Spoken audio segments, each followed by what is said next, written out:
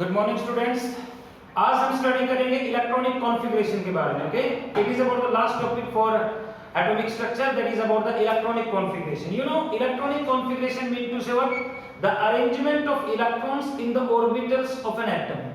एक एटम के ऑर्बिटल्स में इलेक्ट्रॉन्स का जो अरेंजमेंट है, that will be known as the electronic configuration. We can say the electronic configuration is directed or governed by the three types of principle.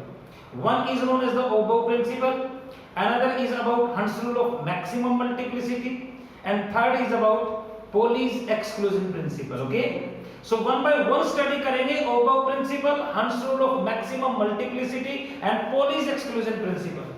One of the most important concept is about electronic configuration. So here we shall discuss about electronic configuration.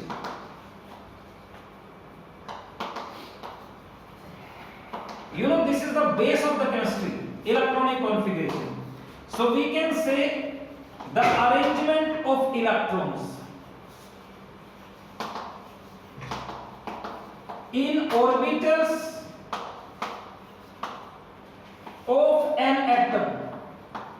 एक atom के orbitals में electrons का जो arrangement होता है, that will be known as electronic configuration. उसको electronic configuration कहेंगे. Okay, orbitals के इंक्रीजिंग ऑर्डर ऑफ एनर्जी में फिलअप करें या किस तरह से फिलअप करेंगे उसके बारे में कंप्लीट एक्सप्लेनेशन हो गया. We can say that electronic configuration is directed or governed by three principles. यानी तीन प्रिंसिपल्स हैं जो इलेक्ट्रॉनिक कॉन्फ़िगरेशन को गवर्न करते हैं या डायरेक्ट करते हैं. The first is known as Aufbau principle. The second is known as Hund's rule of maximum multiplicity.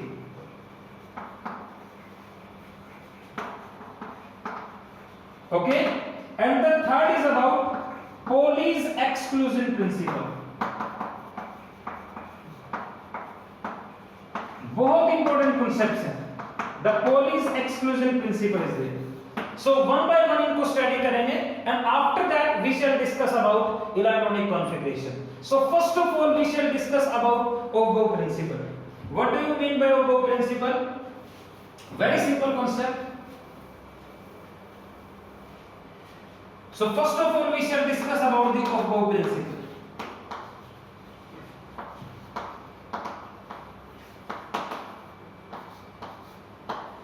Actually Above is not the name of scientist. Above is a Greek word. ये एक Greek word है and mean to say building up. इसका मतलब हो गया बनना. और किसी भी चीज की बिल्डिंग करोगे आप तो लोअर से हायर लेवल की तरफ जाएंगे कि नहीं, नीचे से ऊपर की तरफ जाएंगे. ओके, तो above is coming from building up. Actually above principle was given by Bohr and Bury, the team of two scientists. Bohr and Bury provided the above principle, and above is a Greek word mean to say building up. Okay, किसी भी चीज को बनाएंगे तो lower से higher की तरफ. So like the same way, above principle के according we can say that electrons are filled up in the orbitals of different energies in the increasing order of their energies. यानी different energy के जो orbitals हैं वो अपने increasing order of energy से में fill up किए जाएंगे. मतलब जो लोअर एनर्जी के ऑर्बिटल्स हैं उनको पहले फिलअप करेंगे और फिर हायर एनर्जी ऑर्बिटल्स को. That is lower energy orbitals are filled up first and then of higher energy. यानी we can say according to Aufbau principle the orbitals of different energies are filled up in the increasing order of their energies. That is lower energy orbitals are filled up first and then of higher energy. That's very simple. Energy का calculation करेंगे हम तो we can से according to above principle, what we can say that orbitals of different energies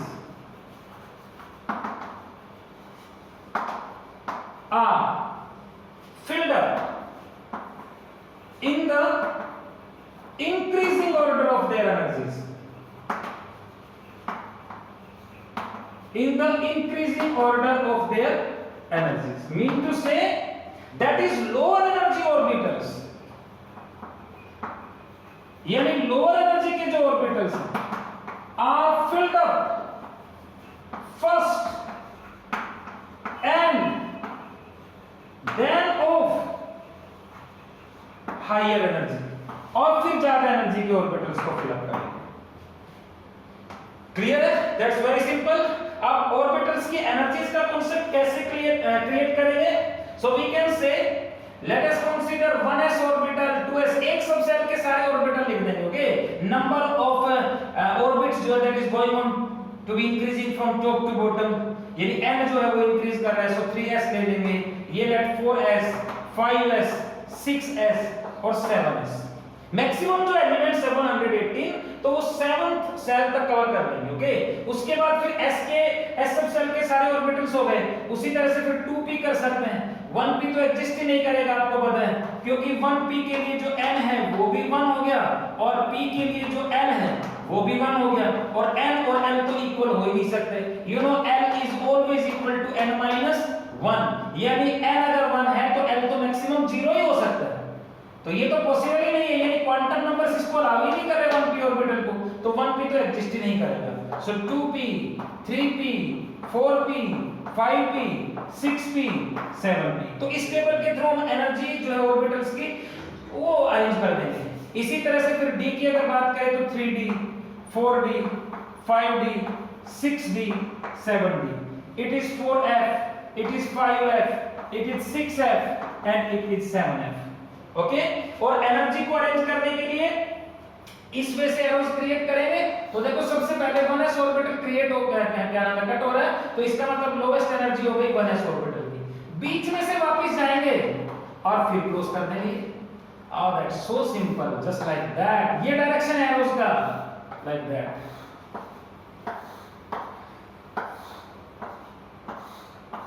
like this, इस direction में आएंगे ऊपर से नीचे की तरफ, तो एनर्जी जो है that is going on to be increases, और इंक्रीज इसलिए कर रहे हैं क्योंकि n इंक्रीज कर रहा है। तो सबसे पहले कौन सा ऑर्बिटल कट हो रहा है बताओ? 1s ऑर्बिटल, इसका मतलब 1s ऑर्बिटल की एनर्जी लोवेस्ट हो गई, ठीक है। और 1s के बाद फिर कौन सा कट हो रहा है? 2s orbital. 2s से ज्यादा एनर्जी आप देख सकते हो फिर 2p, 2p से ज्यादा हो गया 3s, 3s से ज्यादा 3p, उसके बाद 4s, और 4s के बाद अगर आ रहा है तो 3d आ गया। देखो, यानी 4s के बाद फिलअप करेंगे 3d को, और 3d के बाद 4p को, एंड सो ऑन। ये आप करेंगे। तो यानी सबसे पहले 1s ऑर्बिटल को फिलअप करेंगे, और 1s ऑर्बिटल को कंप्लीटली फिलअप करने के बाद फिर 2s, फिर 2p। अब देखो 1s ऑर्बिटल में सिर्फ 2 इलेक्ट्रॉन जाएंगे, 2s में भी 2 ही जाएंगे, लेकिन 2p में मैक्सिमम 6 इलेक्ट्रॉन आएंगे कि नहीं? क्योंकि 2p का मतलब 2px, 2py, 2pz, तो 3 ऑर्बिटल हो गए। हर एक ऑर्बिटल में 2-2 इलेक्ट्रॉन फिलअप करोगे तो 6, 1s2, 2s2, 2p6, 10 इलेक्ट्रॉन तो यहां तक ही कंप्लीट हो गए। फिर 3s में 2 भरोगे, फिर 3p में फिर 6 भर देंगे, इसमें मैक्सिमम 2, और 3d में मैक्सिमम 10 फिलअप कर देंगे। ओके, क्योंकि d के 5 ऑर्बिटल्स हो गए, तो हर एक ऑर्बिटल 2 इलेक्ट्रॉन गेट करेगा, तो 10। That's so simple. तो ये तो कांसेप्ट हो गया स्टेबल के according. Another we can say that in इस ऑर्डर को अगर हम एक्सप्लेन करें सीधा सीधा, so we can say according to Bohr's-Bury rule, yes, what I can say that higher is the value of n plus l, यानी किसी भी ऑर्बिटल के लिए n और l की वैल्यू को सम अप कर लो। Higher is the value of n plus l, higher is the energy of orbital, यानी n plus l की वैल्यू ज्यादा है तो ऑर्बिटल की एनर्जी भी ज्यादा होगी। तो ये एनर्जी का जो ट्रेंड है n plus l की वैल्यू पे है। अगर मान लो किसी ऑर्बिटल के लिए n plus l सेम आ जाए तो फिर n को देख लेंगे। We can say if n plus l is same for different orbitals, अगर different orbitals के लिए n plus l सेम है, then what we can say, then higher is the value of n, yes, higher is its energy, तो उसकी energy उतनी ज्यादा होगी। जैसे for example you are given, let us consider 5s, you are given 4p, you are given 3d, you are given 5d, you are given 6s and you are given 6p orbital। ये different orbitals दे दिए और आपसे कहा जाए कि out of this 6 orbital which is having the highest value of energy, okay, तो highest energy किसकी होगी? जिसके लिए n प्लस l सबसे ज्यादा है। और अगर मान लो n प्लस l सेम है तो फिर n को देख लेंगे। अब देखो 5s ऑर्बिटल के लिए, s ऑर्बिटल के लिए l 0 होता है कि नहीं, p ऑर्बिटल के लिए l 1 होता है कि नहीं, d ऑर्बिटल के लिए l 2 होता है कि नहीं, और f ऑर्बिटल के लिए l 3 होता है, और ये n की वैल्यू है। तो 5s ऑर्बिटल के लिए n प्लस l का सम 5 प्लस 0 यानी 5 हो गया कि नहीं। 4p ऑर्बिटल के लिए n प्लस l, तो 4p, तो n तो 4 हो गया और p के लिए l 1, और yes n plus l 5। 3d की बात करोगे अगेन तो 3 प्लस d के लिए l 2 अगेन 5। 5d की बात करोगे आप तो 5 प्लस 2 हो गया कि नहीं 7। 6s की बात करोगे तो 6 प्लस 0 6 हो गया, और 6p की बात कर रहे हो तो 6 प्लस 1 यानी 7 हो गया। ओके, तो लोवेस्ट एनर्जी किसकी हो गई? यहां पर n प्लस l 5 हो गया, यहां पर 6 हो गया और इन दोनों के लिए 7, तो n प्लस l इन तीनों के लिए कम है कि नहीं? अब इन तीनों के लिए n प्लस l कम है तो ये तो क्लियर है कि इन तीनों की एनर्जी इन सभी से कम है, और इनमें से भी सबसे कम एनर्जी किसकी है? जिसके लिए n की वैल्यू सबसे कम है, तो n इसके लिए कम है कि नहीं? तो 3d ऑर्बिटल की जो एनर्जी हो गई वो लोवेस्ट हो गई, और 3d से ज्यादा 4p, 4p से ज्यादा 5s, दैट्स वेरी सिंपल। फिर 6s पे आ जाओ, इन दोनों के लिए n प्लस l सेम है, लेकिन n किसका कम है? 5 का, सो डेफिनेटली 5d और हाईएस्ट हो गया 6। तो इलेक्ट्रॉन अगर फिल अप करना है तो सबसे पहले इसमें, फिर इसमें, फिर इसमें, and so on we can carry it. So that's so simple. Higher is the value of n plus l, higher is the energy, और अगर n plus l सेम है तो फिर n को देख लेंगे and you can fill up the electrons। अब जैसे मान लो hydrogen atomic number 1 electronic configuration carry out कर रहे हैं, तो सबसे पहले एक इलेक्ट्रॉन ही होता है हाइड्रोजन में, किसमें फिल अप करोगे? 1s में, तो इलेक्ट्रॉनिक कॉन्फ़िगरेशन 1s1। हीलियम 2 दो इलेक्ट्रॉन ही है, 1s2 होगा क्या नहीं? लिथियम 3 कोई चार्ज नहीं है भाई, तो जितने प्रोटॉन उतना ही इलेक्ट्रॉन, तो लिथियम में 3 इलेक्ट्रॉन हो गए, तो 1s2, क्योंकि एक ऑर्बिटल में 2 से ज्यादा तो फिल अप कर नहीं सकते, तो फिर 2s1। Oh yes. Beryllium 4 electronic configuration 1s2 2s2, yes.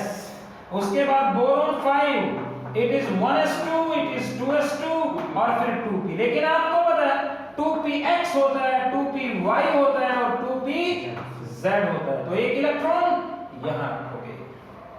Carbon 6 1s2 2s2 2px में 2 करें कि 1 करें? क्या करेंगे यहां पे? क्योंकि इन तीनों की एनर्जी तो सेम है, और इन तीनों की एनर्जी सेम है, तो सेम एनर्जी के किसी भी ऑर्बिटल को जब तक फिल नहीं करेंगे, मतलब फुल्ली फिल्ड नहीं करेंगे, जब तक कि ईच ऑर्बिटल हाफ फिल्ड ना हो जाए। तो अगर आपके पास 2 इलेक्ट्रॉन है तो एक इसमें और फिर एक इसमें, और ये कॉन्सेप्ट कौन एक्सप्लेन कर रहा है भाई? Hund's rule. तो डिफरेंट एनर्जी के ऑर्बिटल्स में इलेक्ट्रॉन कैसे फिल अप करेंगे उसको वो प्रिंसिपल एक्सप्लेन कर रहा है, लेकिन सेम एनर्जी के ऑर्बिटल्स में इलेक्ट्रॉन को कैसे फिल अप करना है उसको Hund's rule of maximum multiplicity explain करेगा। और Hund's rule of maximum multiplicity के according we can say that any orbital of same energy can never be fully filled until each orbital becomes half filled. Same energy का कोई भी orbital जब तक full नहीं भरेंगे जब तक कि प्रत्येक ऑर्बिटल हाफ फिल्ड ना हो जाए। That's very simple, so we can carry out. So second हम स्टडी करेंगे इलेक्ट्रॉनिक कॉन्फ़िगरेशन को आगे फॉरवर्ड करें। Before that we shall discuss about the second, yes, Hans rule of maximum multiplicity।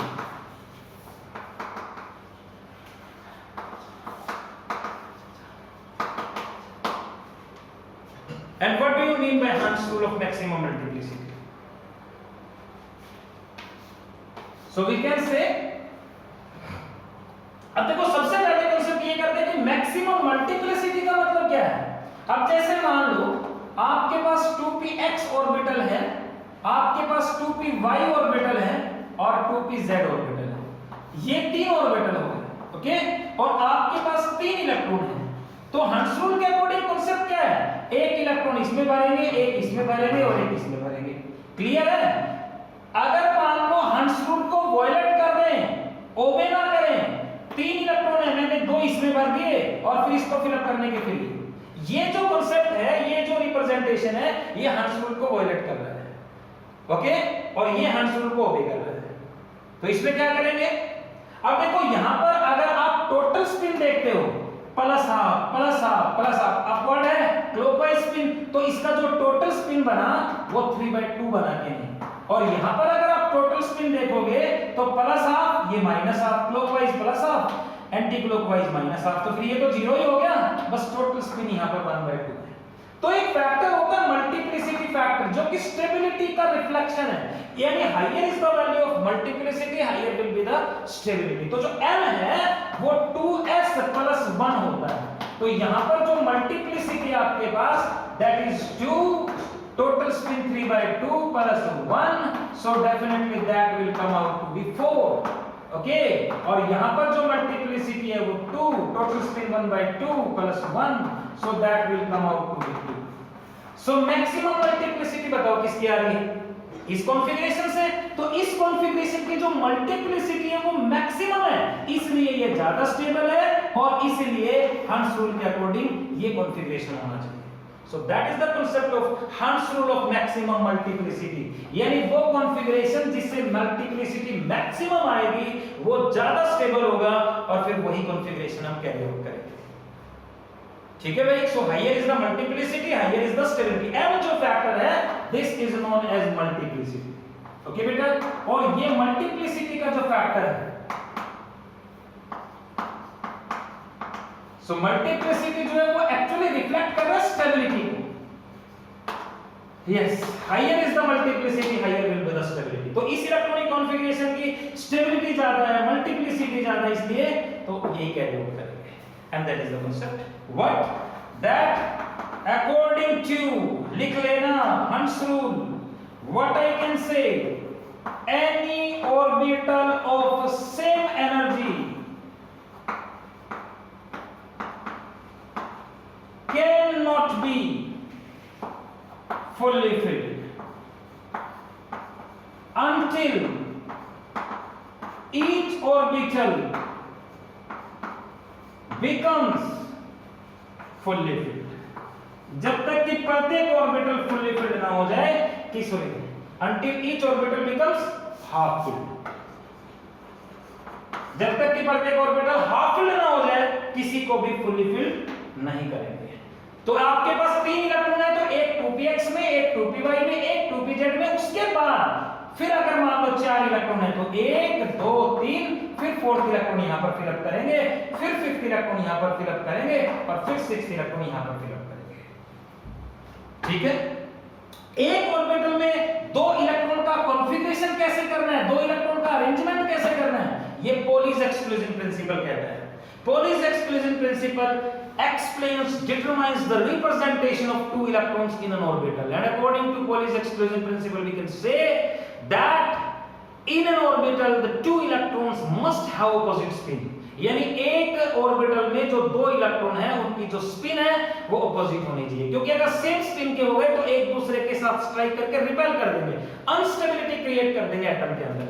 So we can say that the two electrons in an orbital must attain opposite spin, एक clockwise तो फिर एक anti clockwise, और इसीलिए इसको Pauli's exclusion principal बोल रहे हैं। Exclusion word is coming from exclude, और एक्सक्लूड का मतलब तो सेपरेट करना ही होता है कि भाई एक ऑर्बिटल में जो दो इलेक्ट्रॉन है उनमें डिफरेंस क्या है। तो एक ऑर्बिटल में जो दो इलेक्ट्रॉन है उनमें डिफरेंस क्रिएट कर रहा है, उनमें सेपरेशन क्रिएट कर रहा है, उनको एक्सक्लूड कर रहा है दो इलेक्ट्रॉन को, इसलिए इसको एक्सक्लूजन प्रिंसिपल बोल रहे हैं। जैसे ये देख लो, मान लो ये 1s ऑर्बिटल है, ओके, एक इलेक्ट्रॉन ये रहा, एक ये रहा, तो देखो ये इलेक्ट्रॉन भी 1s ऑर्बिटल में और ये भी 1s में, तो दोनों के लिए n की वैल्यू तो 1 ही होगी कि नहीं? ये भी s ऑर्बिटल में है और ये भी s ऑर्बिटल में, तो n की वैल्यू भी दोनों के लिए 0 और n 0 है तो फिर n भी 0 हो गया, तो तीनों क्वांटम नंबर सेम हो गए। तो डिफरेंस क्या है? इसकी स्पिन क्लॉकवाइज है तो इसके लिए जो स्पिन क्वांटम नंबर है वो प्लस हाफ और इसके लिए जो स्पिन क्वांटम नंबर है वो माइनस। तो ये डिफरेंस है दो इलेक्ट्रॉन में। तो दो इलेक्ट्रॉन्स की जो स्पिन है उनको डिफरेंशिएट कर रहा है, दो इलेक्ट्रॉन्स को सेपरेट कर रहा है, इसलिए हम इसको कहेंगे पॉलीज एक्सक्लूजन प्रिंसिपल। ये डेफिनेशन भी दे सकते हैं कि एक ऑर्बिटल में जो दो इलेक्ट्रॉन है उनके चारों के चारों क्वांटम नंबर सेम नहीं हो सकते। प्रिंसिपल क्वांटम नंबर सेम है, देखो दोनों का 1, एजीमुथल क्वांटम नंबर दोनों का सेम है 0, m भी सेम है, principal quantum number, azimuthal quantum number, magnetic quantum number, all the three are same but spin quantum numbers are different. So many definitions. तो थर्ड हम स्टडी करेंगे Pauli's exclusion principle के बारे में। And what do you mean by Pauli's exclusion principle? So we can say, according to Pauli's exclusion principle, we can say that no two electrons in an orbital can have same spin. एक orbital में जो दो electron है उनकी spin same नहीं हो सकती। You भी लिख सकते हैं that the two electrons in an orbital must exhibit